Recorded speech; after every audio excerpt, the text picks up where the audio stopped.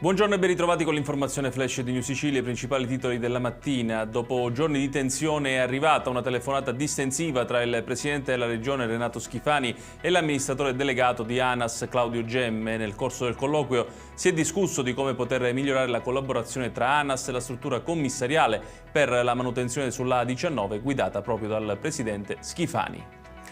Il cadavere di una donna è stato sbarcato al molo Favarolo di Lampedusa. La trentenne, annegata durante la notte a circa 45 miglia dall'isola, faceva parte di un gruppo di migranti soccorso da un peschereccio tunisino. Secondo quanto riferito dagli 87 superstiti, ci sarebbero 5 o 6 dispersi.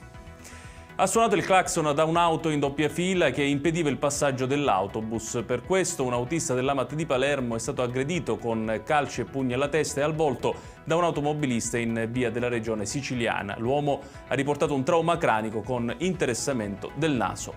E rimaniamo a Palermo, dove un bambino di 3 anni è stato ricoverato all'ospedale Cervello dopo essere caduto in una piscina del Country Club. Il piccolo, soccorso dal padre, fortunatamente non sarebbe in gravi condizioni.